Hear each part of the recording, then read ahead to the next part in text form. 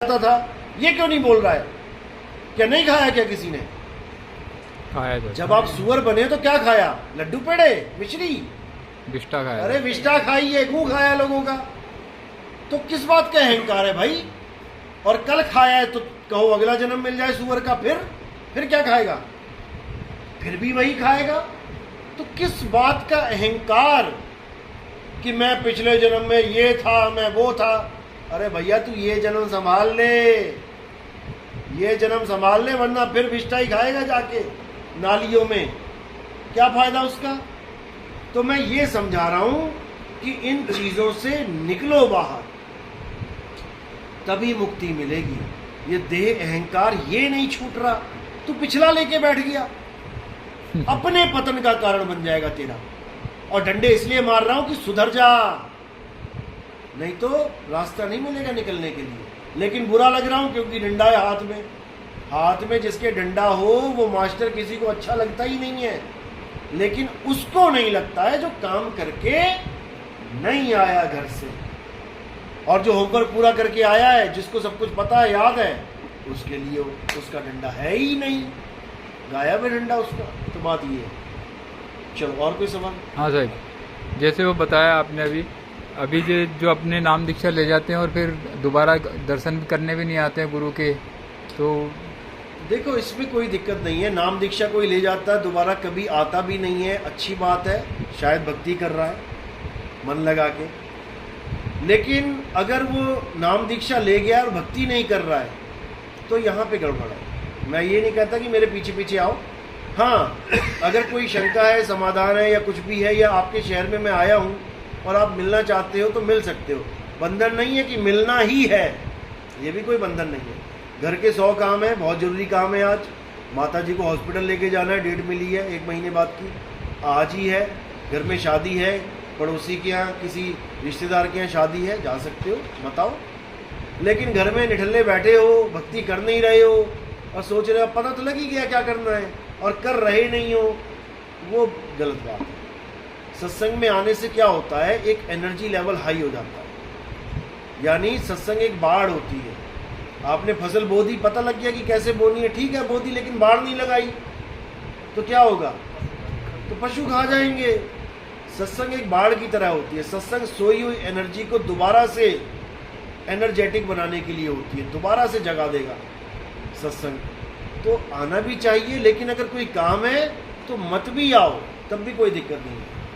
एक से पुराने भगत थे जो मिलने वाले थे, वो पहले तो, अब मैं उससे बात करता हूँ तो अब वो उसमें ईसा मसीह वाले में जाता है। तो वो ये कहता है कि भाई अब गुरुजी ने जो बताया ध्यान तो पता लग ही गया, तो कहीं नहीं, ऐसा नहीं होता। देखो पहले अच्छी तरह समझ लो। पहली बात तो ये है कि मैं कभी किसी को मना नहीं करता कि आप हमारे पंथ में आने के बाद कहीं और नहीं जा सकते। ये बंधन ना तो मैंने आज तक कभी डाला है, ना ही मैं कभी डालूंगा, क्योंकि ये बंधन जो गुरु डालता है वो दोषी हो जाता है। जैसे कई लोग हैं जो कहते हैं कि नितिन दास का सत्संग नहीं सुनना है, नाम खंड हो जाएगा। ये दोषी हैं, ये परमात्मा की निगाह में दोषी हैं, इनकी दुर्गति होने वाली है। क्योंकि जब परमात्मा ने बाकी गुरुओं के दिमाग में ये बात नहीं डाली कि तुम्हारा सत्संग नहीं सुनना, तो तुम किसके दिमाग में डालना चाहते हो कि किसी और का मत सुनना? आप दोषी हो जाते हो। जबकि सच्चा गुरु क्या कहता है कि सब काहू का लीजिए साचा शब्द निहार, और पक्षपात मत कीजिए कहे कबीर विचार। सच्चा गुरु कभी ये नहीं कहेगा कि आप किसी का सत्संग मत सुनो। वो तो ये कहेगा बेटा सत्संग भी सुन, नाम दीक्षा भी ले ले जाके, और देख जाके कि क्या ये आगे का ज्ञान है। अगर वो आगे का ज्ञान है तो भैया मुझे पीछे क्यों छोड़ रहा है, मुझे भी ले चल। सच्चा गुरु ये कहता है। अब कई लोग कहते हैं, ऐसे भी हैं धुरंधर, जो कहते हैं गुरुजी आपसे भी आगे का ज्ञान मिल गया। मैं पूछता हूँ भैया बता दे फिर क्या है, हमें भी ले चल। नहीं नहीं नहीं, हम बता नहीं सकते। अब बताओ, हमसे तो पूछ लिया और मैं कह देता नहीं मैं बता नहीं सकता, तब तो कहते थे गुरुजी मर जाएंगे, गुरुजी पल का भरोसा नहीं। तब तो गुरुजी से सब कुछ ले लिया।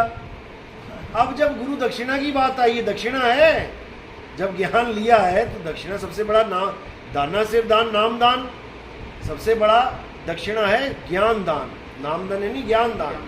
और जब गुरु पूछ रहा है कि क्या ज्ञान मिला बता दो, परख तो करे ना, क्योंकि तुम हमारे शिष्य हो। पहले गुरु परख करेगा कि मेरा चेला आगे गया कि पीछे।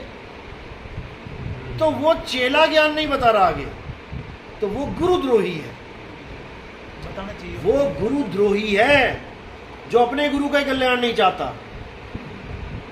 सीधी सी बात है, गुरुद्रोही वो नहीं है भाई जो तुम समझ के बैठे हो। असली गुरुद्रोही वो है जो अपने गुरु को पीछे रखना चाहता है और खुद आगे बढ़ गया।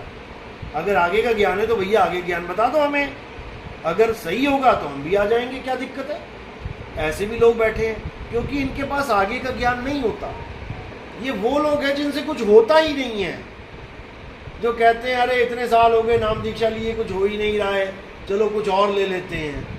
पता लगा ये भी नहीं रहा और कुछ और भी नहीं मिला। तो मना तो मैं किसी को नहीं करता, जिसको यहाँ पे टिकना है टिको, जिसको नहीं टिकना है आगे बढ़ो।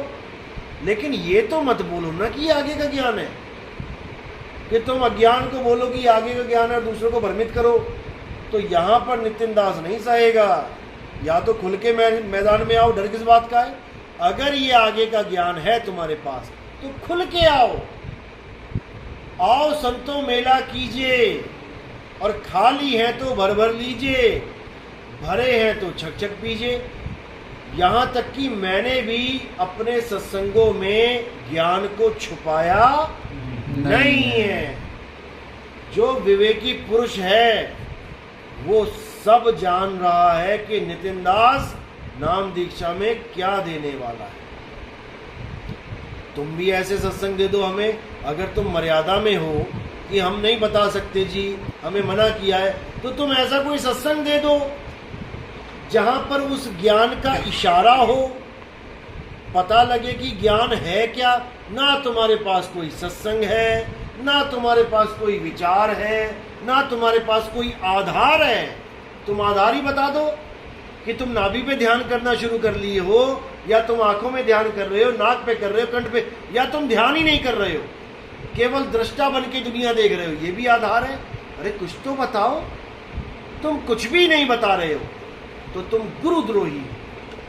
फिर तुम्हारी मुक्ति कोई दुनिया का ज्ञान कर ही नहीं सकता, क्योंकि कबीर साहब ने ये बोला है कि अगर ज्ञान है तो उसको बांटते चलो, आओ संतो मेला कीजिए। क्यों बोला है मेला? इसीलिए बोला है कि एक से दूसरे का कल्याण हो, ना कि तुम ज्ञान को छुपा के इस दुनिया से रुखसत हो जाओ और बाकी सब डूबते मर जाएं।